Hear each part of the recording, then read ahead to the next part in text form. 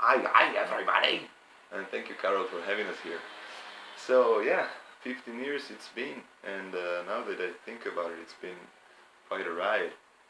Our early days, well, we were teenage orphans of the 90s. We grew up listening to punk rock, basically. And yeah, we were 16 by then in 2001. We already had a little bit of experience. We had started playing in ska punk bands when we were like 13, 14. It was very common for kids back in the days. And then, growing up, so to say, we sort of uh, bumped into hardcore and found out about the hardcore scene. For me, a very special moment was when I first listened to Razor Fist's Ignoring the Guidelines album, and it was a blast for me. It was really, seriously something I've never heard before, and I thought, yeah, well, that's the type of music I want to play. And we started working on that ever since. It was kind of slow and hard in the beginning. It was hard to be taken seriously. We were very young and naive. But yeah, little by little we started getting into the hardcore scene and playing gigs, first in Milan, our hometown, then in Italy, then in Europe. In the hardcore scene we found a mirror that reflected our beliefs, our ideas, our feelings. And playing hardcore to us, it was a way to fight the alienation which came from growing up in a metropolis. In a way, it's still the way it goes, it's still like that. So here we are, 15 years later.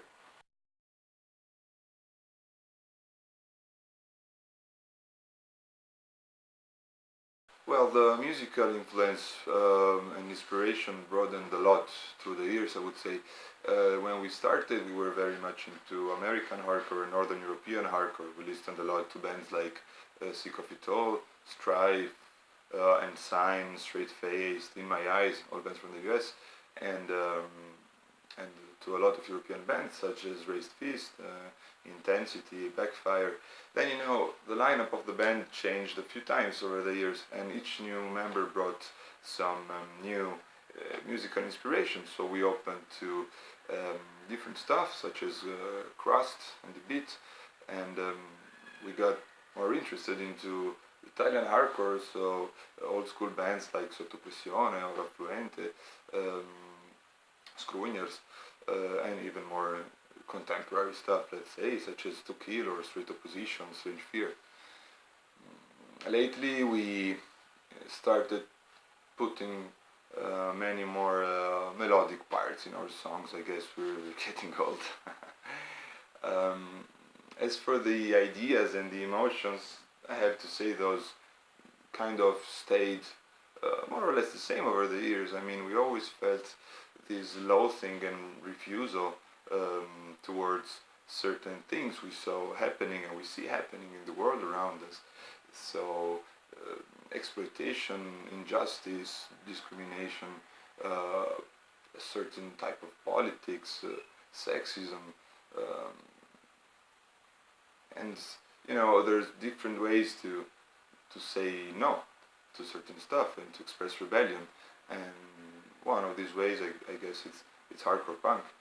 Um, and also, we always felt kind of allergic to a certain manner of thinking, a certain way in which you're supposed to fit in and you're supposed to accept what society has chosen for you, whether it's good or bad. It's still something you haven't decided for yourself. And then, you put all these things together, I guess you end up with a hardcore band.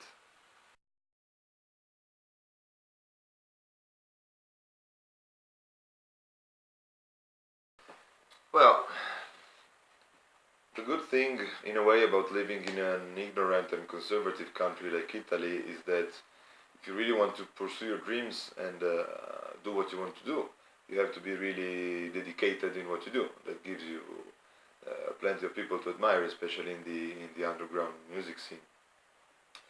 I will talk about some people from Italy in general. Um, some guys that have been very inspirational to me and that I admire a lot are in straight opposition.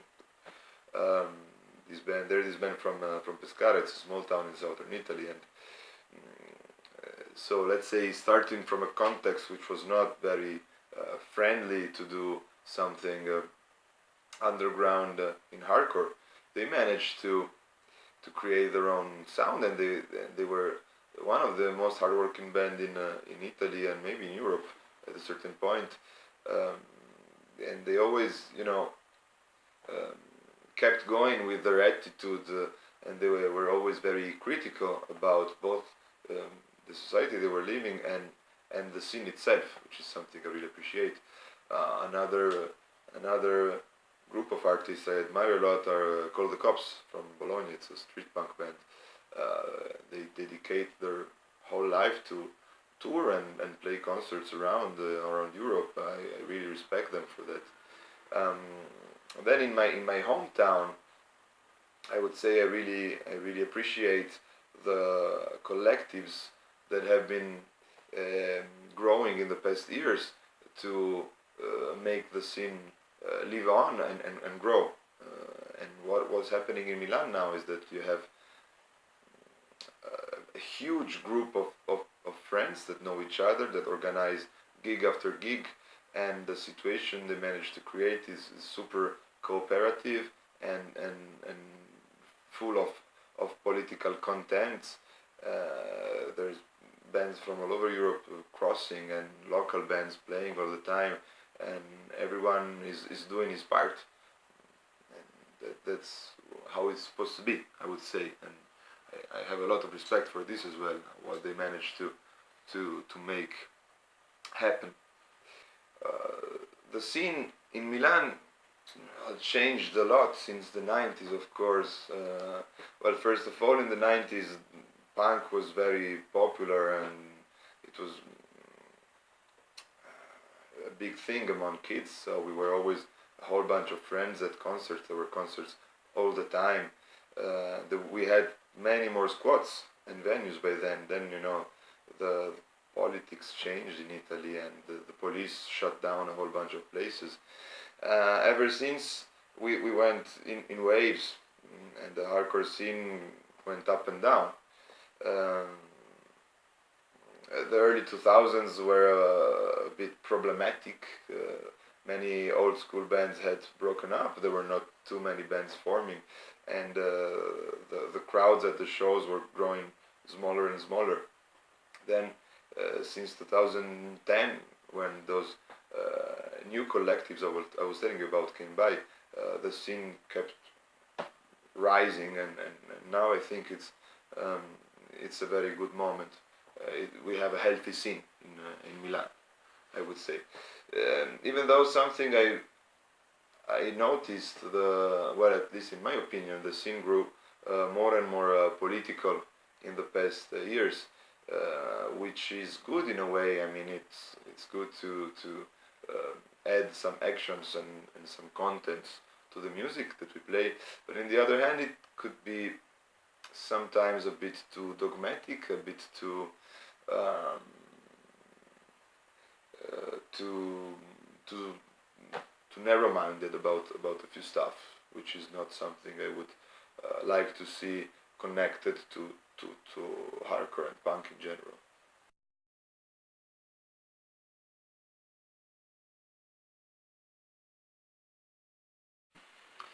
Yeah, there's definitely a few bands and records I could recommend to check out.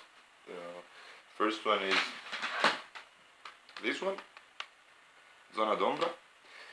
They are coming out with a new record. It's not this one. This one is the first one, but they're gonna release it soon enough, I guess.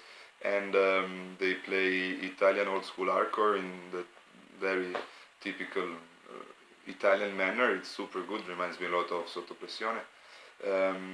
Then from the same area, I could recommend these guys. Opala. They're called Ofu. This record is actually fairly old, but if you didn't hear about it and you're interested into Italian hardcore, you should check these guys out. Um, then yeah, in Milan you should keep an eye on the Seeker. These guys are touring all over, and hopefully they're gonna release some new stuff soon. And if you're into something more extreme, there's Feed Me More. I would totally recommend. Uh, then there's these guys, Johnson. I believe you interviewed them lately on your fanzine as well. They just released their first work. It's a new band, but it's formed by veterans of the scene. And then there's two splits I would recommend. One is between Cospirazione, or from Milan, and Raukers. Um, it's a benefit vinyl for people who are having troubles with the law, which is unfortunately quite common nowadays in our scene. And the other one is gonna be between Echo from the Milan area and Eversione, or another really good band from Liguria, though. Enjoy your listening.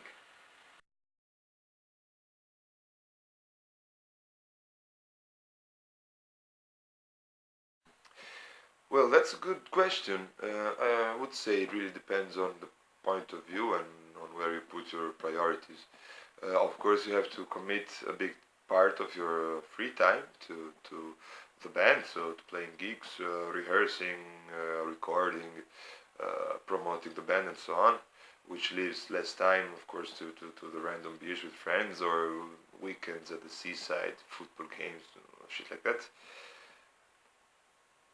Then I guess you should probably take some time off work. It happened to us. We had to always find a way to balance the time we wanted to dedicate to the band more and more, and the, the engagements we had on our jobs.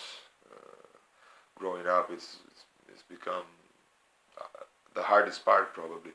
Then it's also an economic engagement, since we are a DIY band. We're completely self-produced, self-financed, with the help, of course, of some independent labels. And that investment does not always come back, so that's another sacrifice you probably have to do, like deciding to put your money. We decided to put our money into pushing the band. But you know, uh, playing hardcore with my own voice has always been one of the most important things in my life. So I wouldn't say I lived this stuff as sacrifices. The opposite is probably more true. I lived the time I had to put away from the band as a sacrifice. More.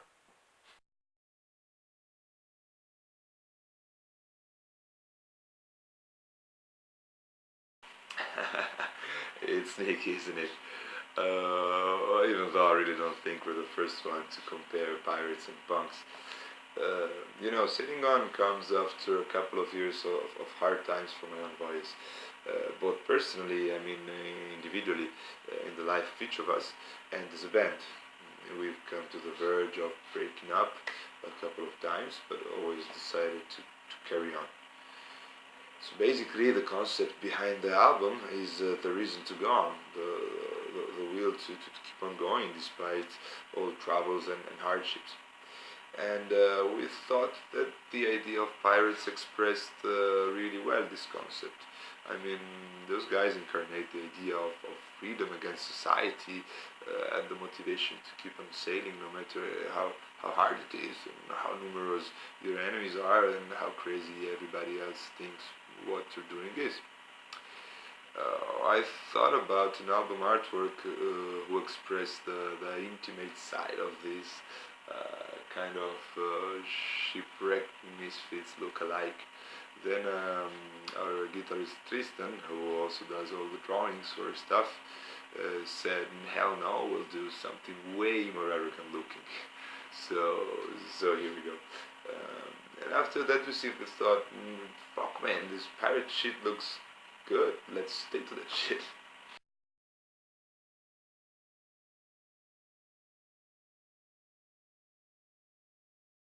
Well, the answer is a lot. Um, it has always stricken me the way in which hardcore can convey feelings in such a powerful way. That's what brought me in the beginning, my life and my approach to life has literally changed uh, by reading the lyrics of some hardcore band which were important to me. So we try to do the same with my voice. We try to express uh, thoughts, hopes, fears, wishes, what angers us, and so on and so forth. And we use it also to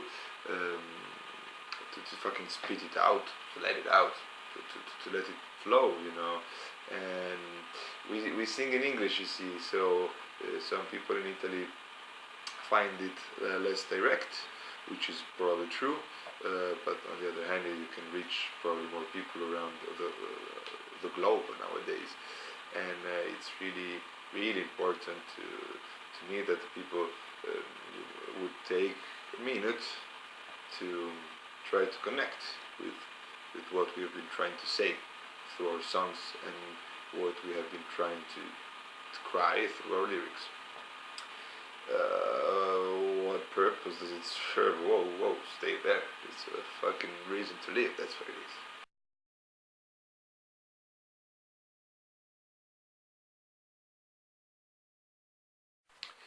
Well, I'm not really sure what you mean, but I can tell you that touring has always been a very important part of our project since the beginning.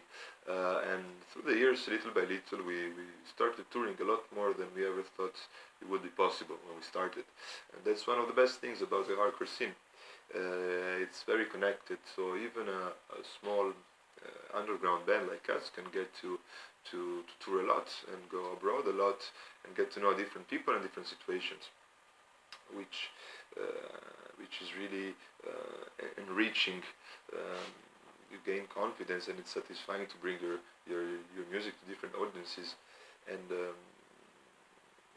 also to dedicate 100% of your time to what you love the most while you're on tour.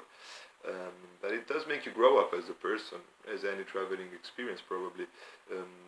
I learned a lot about myself and the Italian hardcore scene by seeing different stuff and by comparisons. And it's interesting, you know, to see how things go in different countries.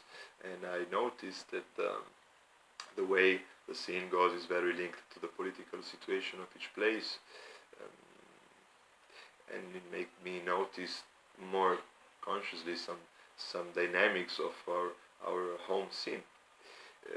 Of course, there's a lot of partying and self-destruction involved all the time. But the most important thing I would say is that we met a lot of good friends through the years, and we made a lot of brothers and sisters throughout Europe, and hopefully in the future all around the world.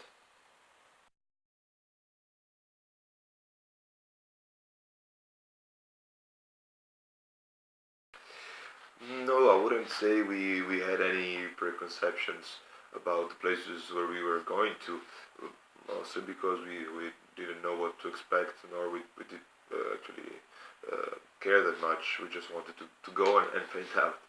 Then we ended up in all sorts of places, so spots, of course, and clubs, um, bars, private houses, abandoned warehouses, squares, all sorts of places where you could, you know, legally or illegally um, organize a concert. And we did have a lot of surprises for the good and for the bad, to be honest. Um, well, some of the best surprises we had in the East, in the Balkans. We always found a very warm reception there. And I remember in our first tour, we played in a very small place in Croatia called Nova Gradiska. It's like Far East. It's a really small town, and we had a concert which is still one of the best we had in our lives. It was fucking packed with people who really had taken the effort to learn the songs before we went there, so it was insane. And on the bad side, well, we once ended up playing in Budapest in a concert that ended up being organized by some right-wing nationalists. So the situation got a bit tense and fucked up at a certain point. We were touring with our friends Strange Fear, and we ended up sleeping in the van, who had already broken down in front of the club with knives just to guard it and to make sure that the fucking Nazis wouldn't come and break in. Oh, yeah, fuck shit.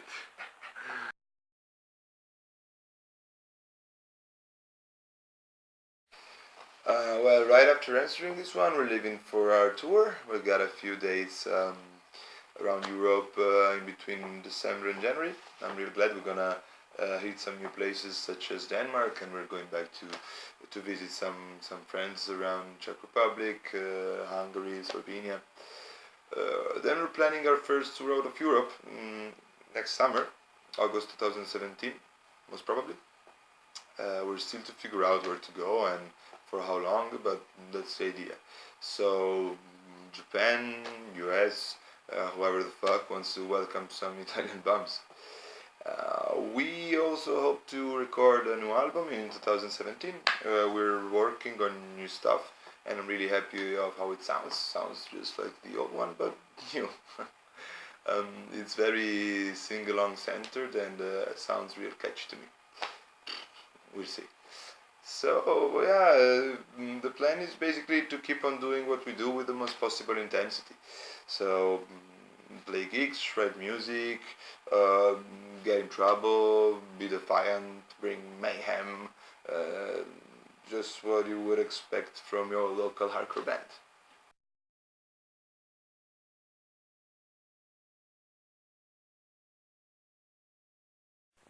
United we stand, divided we fall. Thank you, Carol. Ciao.